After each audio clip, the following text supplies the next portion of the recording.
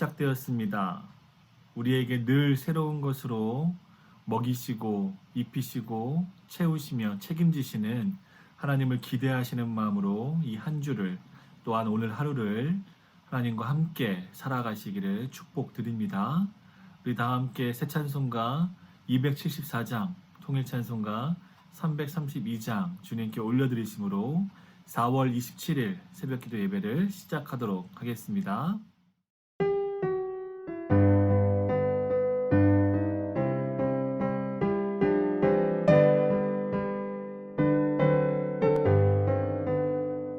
나 행한 것 죄뿐이니 주 예수께 비옵기는 나의 몸과 나의 맘을 깨끗하게 하옵소서. 물 가지고 날 씻든지 불 가지고 태우든지 내 안과 막 다 닦으사 내 모든 죄 멸하소서.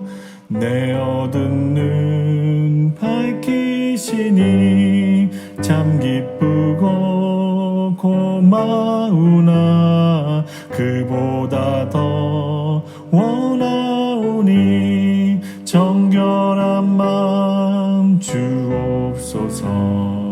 물 가지고 날 씻든지 불 가지고 태우든지 내 안과 바 다 닦으사 내 모든 죄 멸하소서. 정결한 마음 그 속에서 신령한 빛 빛이 오니 이러한 마음 나 얻으면 눈까지도 밝으리라. 물 가지고 날 씻든지 불 가지고 태우든지 내 안과 박 다 닦으사 내 모든 죄 멸하소서. 못된 행실 다 고치고 악한 생각 다 버려도 주 앞에서 정결타고 자랑치는 못하리라. 물 가지고 날 씻든지 불 가지고 태우든지 내 안과 막 다 닦으사 내 모든 죄 멸하소서. 사랑하는 여러분, 지난밤도 평안하셨는지요? 월요일 새 아침이 밝아오고 있습니다. 오늘 또 새벽 예배로 주님과 함께 새 하루를 여시는 여러분 모두의 주님의 평강이 함께 하시기를 바랍니다. 오늘 함께 은혜 나눌 말씀은 사무엘하 21장 1절에서 6절 그리고 9절에서 14절 말씀입니다. 사무엘하 21장 1절에서 9절, 6절, 9절에서 14절 말씀 함께 봉독합니다. 다윗의 시대에 해를 거듭하여 3년 기근이 있으므로 다윗이 여호와 앞에 간구하며 여호와께서 이르시되 이는 사울과 피를 흘린 그의 집으로 말미암음이니 그가 기브온 사람을 죽였음이니라 하시니라. 기브온 사람은 이스라엘 족속이 아니요 그들은 아모리 사람 중에서 남은 자라. 이스라엘 족속들이 전에 그들에게 맹세하였거늘 사울이 이스라엘과 유다 족속을 위하여 열심히 있으므로 그들을 죽이고자 하였더라. 이에 왕이 기브온 사람을 불러 그들에게 물으니라. 다윗이 그들에게 묻되 내가 너희를 위하여 어떻게 하랴? 내가 어떻게 속죄하여야 너희가 여호와의 기업을 위하여 복을 빌겠느냐 하니 기브온 사람이 그에게 대답하되 사울과 그의 집과 우리 사이의 문제는 은금에 있지 아니하오며 이스라엘 가운데에서 사람을 죽이는 문제도 우리에게 있지 아니하니이다 하니라. 왕이 이르되 너희가 말하는 대로 시행하리라. 그들이 왕께 아뢰되 우리를 학살하였고 또 우리를 멸하여 이스라엘 영토 내에 머물지 못하게 하려고 모해한 사람의 자손 7사람을 우리에게 내주소서. 여호와께서 택하신 사울의 고을 기브아에서 우리가 그들을 여호와 앞에서 목매어 달겠나이다 하니 왕이 이르되 내가 내어주리라 하니라. 9절입니다. 그들을 기브온 사람이 손에 넘기니 기브온 사람이 그들을 산 위에서 여호와 앞에 목매어 달매 그들 7사람이 동시에 죽으니 죽은 때는 곡식 베는 첫날 곧 보리를 베기 시작하는 때더라.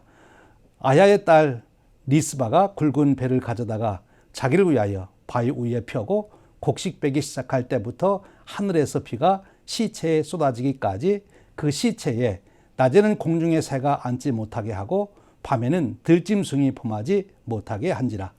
이에 아야의 딸 사울의 첩 리스바가 행한 일이 다윗에게 알려지매 다윗이 가서 사울의 뼈와 그의 아들 요나단의 뼈를 길앗 야베스 사람에게서 가져가니 이는 전에 블레셋 사람들이 사울을 길보아에서 죽여 블레셋 사람들이 벤산 거리에 매단 것을 그들이 가만히 가져온 것이라.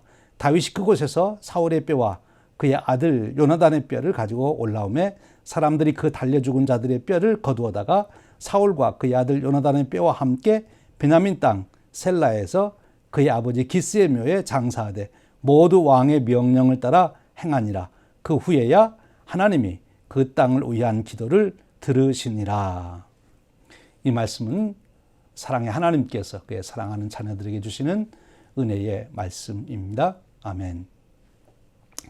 오늘 우리가 읽은 말씀은 다윗 왕의 왕으로서의 행적 몇 가지를 기록하는 중에 한 사건을 기록한 내용입니다. 오늘 말씀을 이해하기 위해서 우리가 이 말씀이 언제 일어났던 이야기인가 하는 것을 아는 것이 필요합니다. 이 말씀은 기록상으로는 압살롬의 반란 후에 사무엘하 후반기에 기록되어 있습니다만은 실제 일어난 시기는 사울 왕이 죽고 다윗 왕이 예루살렘 성으로 이제 들어와서 그 요나단의 아들 무비보셋을 찾아내어 왕궁으로 데려옵니다. 바로 그 후에 있었던 일이 아닌가 그렇게 생각합니다. 그 시기가 바로 이 일이 일어났던 시기라고 보죠. 아직 사울 왕과 베냐민 사람들의 그 세력을 다 아직 정비하지 못한 때, 그리고 외부적으로는 아직도 여러 주위의 나라들과 관계가 그렇게 정리되지 아니한 그 불안한 그런 때에 바로 일어났던 일입니다. 오늘 말씀의 내용 우리가 읽은 대로 오늘 내용은 어떻게 시작이 됩니까? 다윗이 이제 예루살렘에 들어와서 왕정을 시작하는데 기근이 들었어요. 그런데 3년이나 계속 기근이 되는 겁니다. 이 다윗은 그 3년 계속되는 기근을 통해서 영적으로 그가 깨달은 것이 있습니다. 이건 뭔가 하나님께서 말씀하시려고 하는 뜻이 있다. 그래서 그가 하나님 앞에 나가서 묻습니다. 하나님, 지금 3년째 기근이 되는데 그 이유가 무엇입니까? 우리가 구약 성경을 보면 하나님께서 그 징계하실 때 사용하는 세 가지 방법이 있는데, 하나가 이제 전쟁을 통해서 징계하는 것이고, 또 하나가 연병을 통해서 징계하는 것이고, 또 하나가 기근을 통해서 징계하는 것입니다. 그런데 지금 다윗의 때에 바로 이 기근이 일어난 것을 다윗은 하나님께서 뭔가 지금 우리에게 말씀하시려는 것이 있다 하는 것으로 깨달은 것이죠. 여기서 우리는 다윗의 탁월한 영성을 우리가 발견하게 됩니다. 지금 왕궁에 들어왔습니다. 나라를 지금 다시 세워가는 그런 정국인데 얼마나 바쁘고 또 관심 가질 일들이 많겠습니까? 그런데 그는 단순히 인간적인 생각으로만 정세를 살피거나 나라 일을 보지 아니하고 바로 일어나는 일들 속에서 하나님께서 지금 원하시는 것이 무엇인지, 말씀하시고자 하는 것이 무엇인지를 늘 듣기를 힘썼던 그런 자임을 보게 됩니다. 여러분, 여기서 우리가 중요한 신앙의 교훈을 배우게 됩니다. 오늘도 우리가 살아가며 우리가 예상치 못했던 어떤 일을 당할 때, 특별히 어떤 어려운 일을 당할 때 우리가 하나님 앞에 나가서 기도해야 되는 것이죠. 하나님, 이런 일이 어찌입니까? 이렇게 기도하면 하나님께서 그 일에 대한 이유를 말씀해 주십니다. 지금 다윗이 그렇게 기도하니까 하나님께서 즉시 답변을 주십니다. 그 이유는 사울과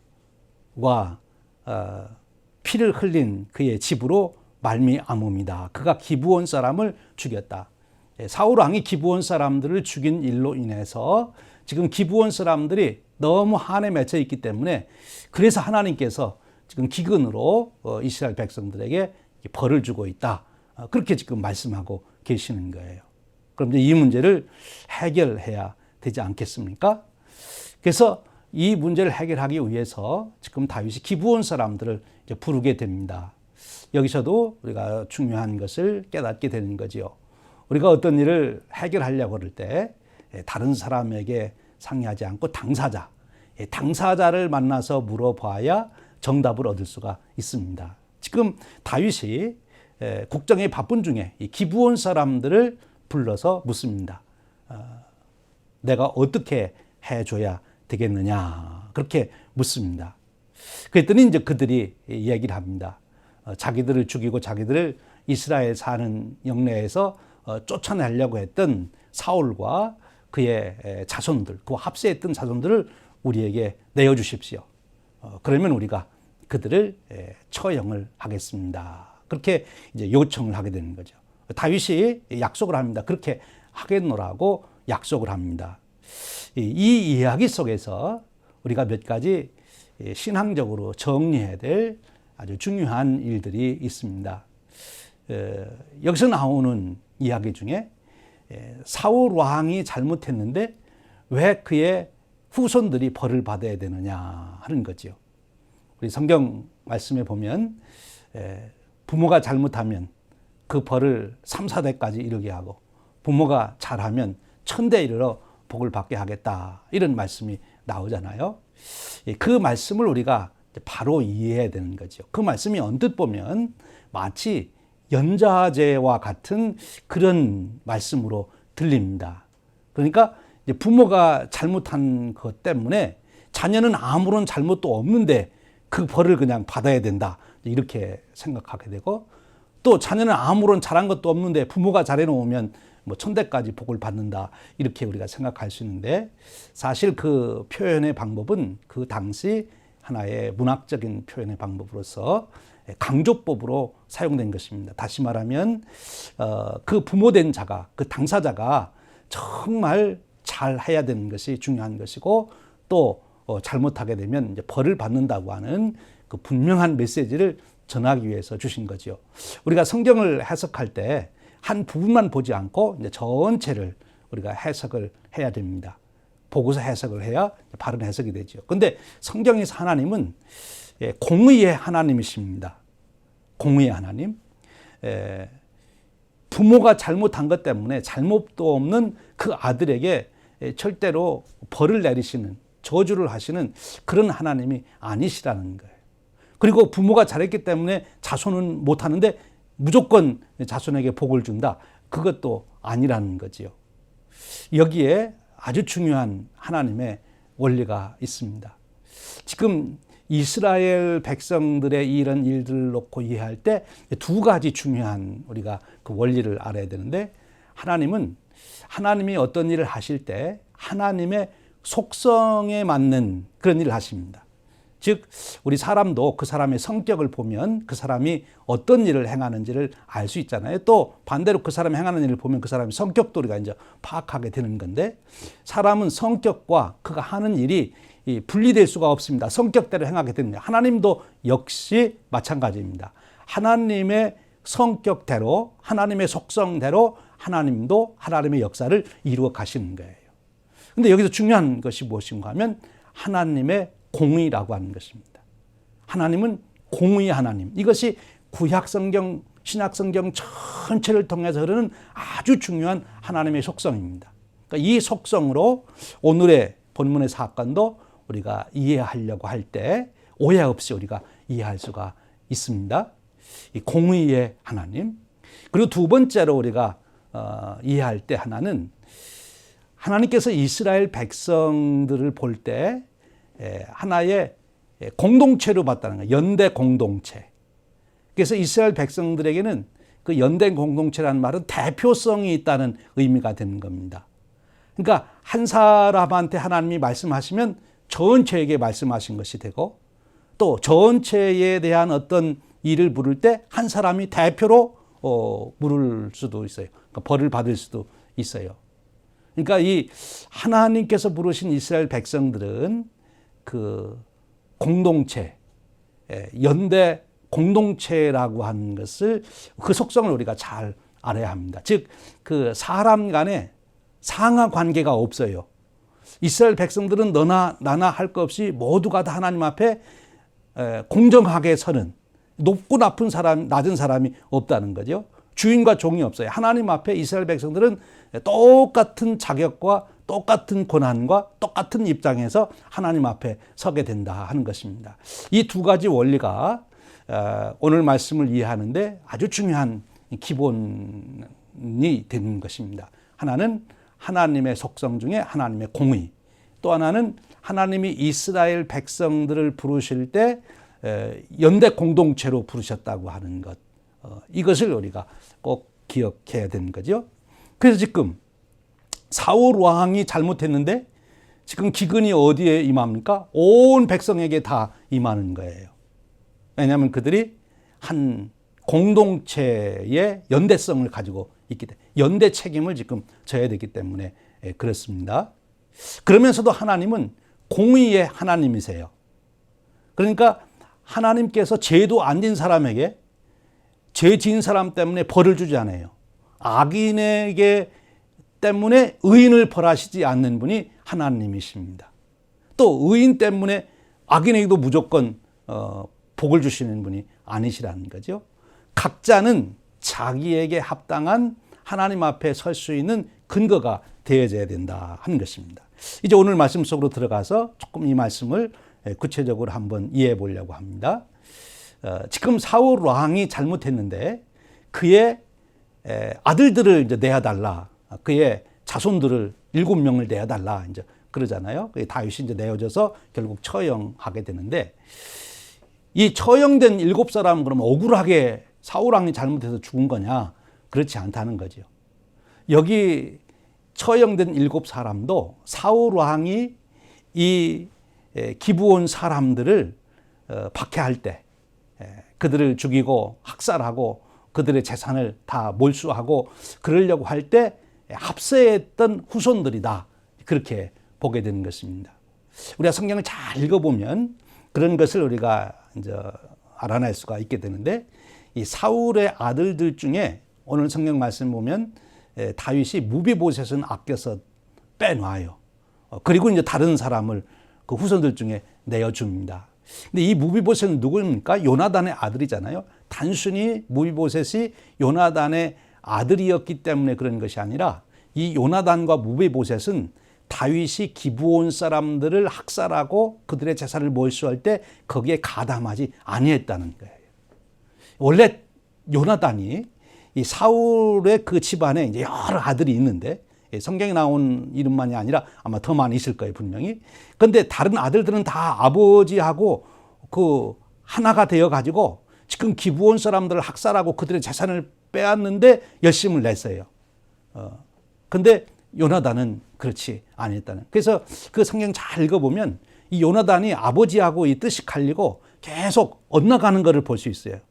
이제 이렇게 보면 요나단은 늘 공의에 서고 다윗과의 관계도 이제 그 화해 관계, 더 좋은 관계로 살려고 그러고 사울은 뭐 다윗을 죽이려고 그러는데 그렇게 늘 갈라지는 건데 그 사건만이 아니고 요나단은 바로 서 있던 사람이고 사울은 하나님을 경외하지 않고 사울은 자기의 탐욕에 잡혀 있던 사람이에요.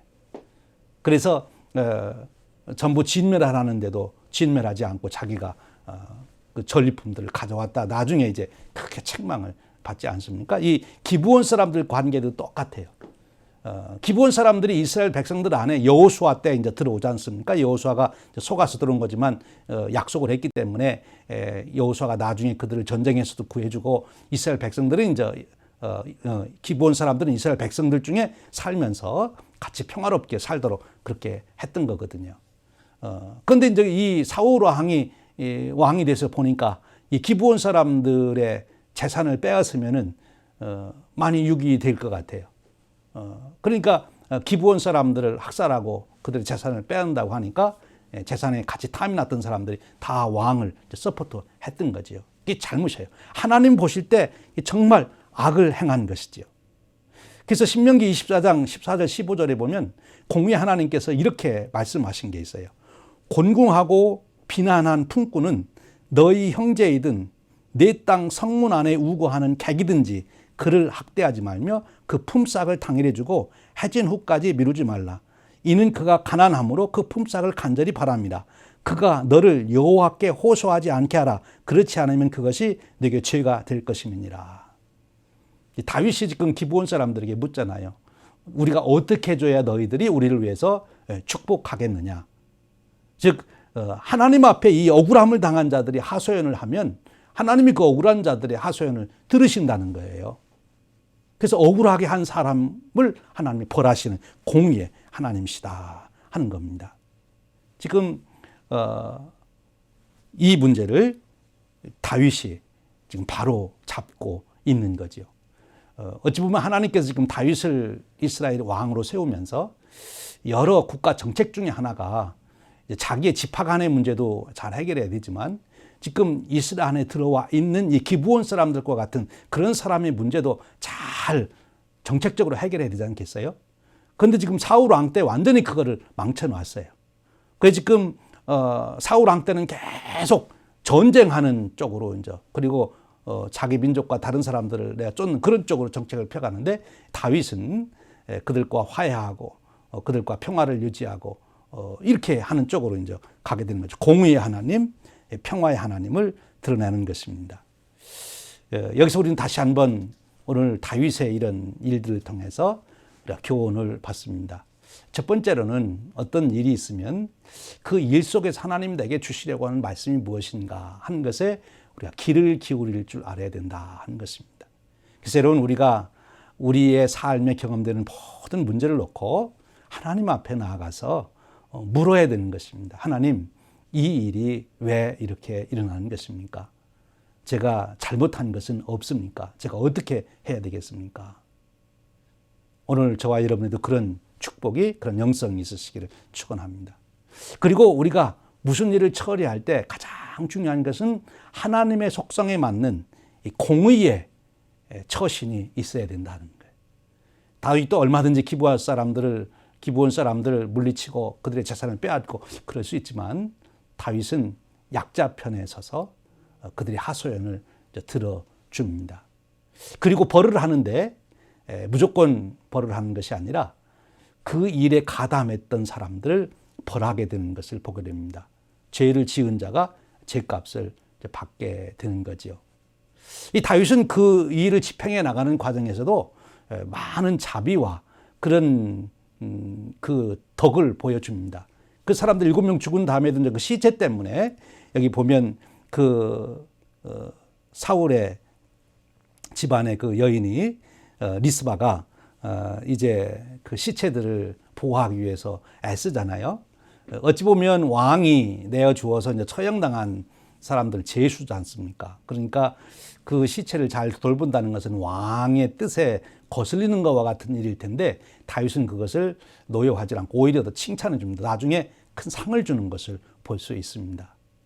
그러니까 자기가 해야 될 도리를 다 하는 것을 지금 다윗은 높여주고 있는 거죠. 정도를 가고 있는 거죠. 자기와의 관계에서 자기 편이다. 자기에게 뭔가 이렇게 유익을 준다. 그런 게 따지지 않고 하나님의 눈으로 볼 때 정도를 가고 있느냐. 인륜을 지키느냐. 하나님의 말씀을 지키느냐. 이것에 지금 다윗은 잣대를 대고 그리고 그거에 맞춰서 정치를 펴나가는 다윗의 모습을 봅니다.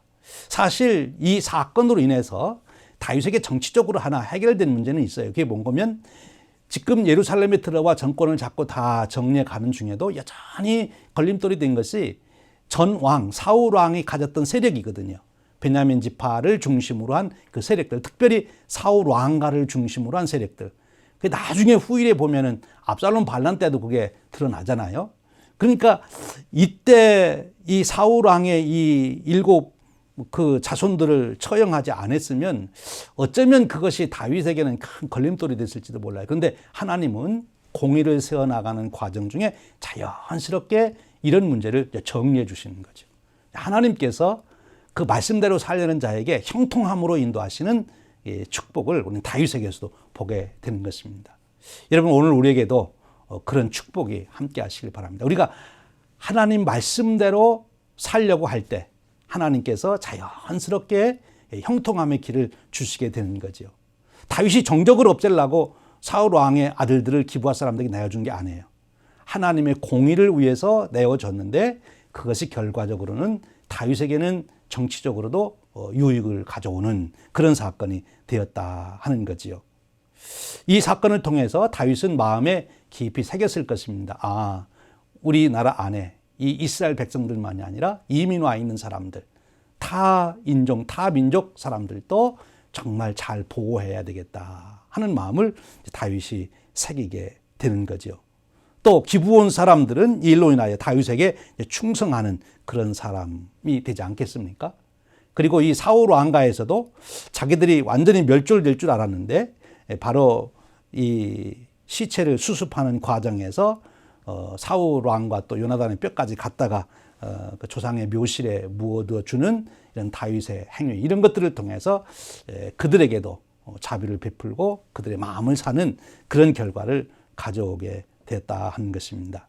사랑하는 여러분, 오늘 또 우리에게 정말 우리의 인간의 지혜로는 해결할 수 없는 어려운 문제가 있습니다. 근데 그때마다 다시 하나님 앞에 서서 정말 하나님의 뜻이 무엇인지를 묻고 하나님이 기뻐하시는 일이 무엇인지를 묻고 그 결심대로, 그 판단대로 우리가 행하게 되면 하나님께서 우리에게 형통하도록 인도하시는 그런 축복으로 함께 하실 줄로 믿습니다.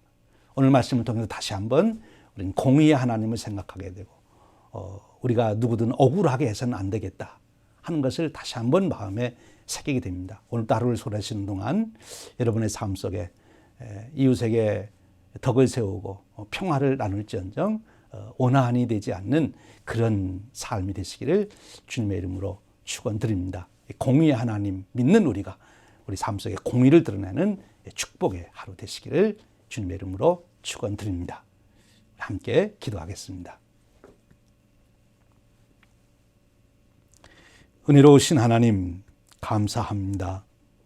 저희들이 욕심에 빠져서 눈이 어두워지고 죄악에 가려서 그릇된 길로 행할 수도 있사온데 그때마다 하나님께서 사건들을 통하여 우리를 일깨우시며 우리로 택함받은 하나님의 백성으로서 공의롭게 살 수 있도록, 그래서 하나님이 축복하시기에 부족함이 없도록 저희들을 세워가시니 감사합니다. 오늘 다윗을 통해서 그 원리를 저희들이 배웠습니다.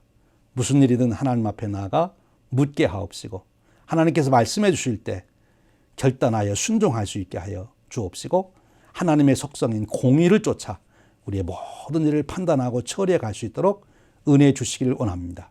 그리고 모든 과정에 은혜와 덕을 드러내는 삶이 되어서 하나님의 형통함의 복을 받는 저희들이 되도록 은혜 베풀어 주시옵소서. 이 모든 말씀 우리 주님 예수 그리스도 이름으로 기도하옵나이다. 아멘.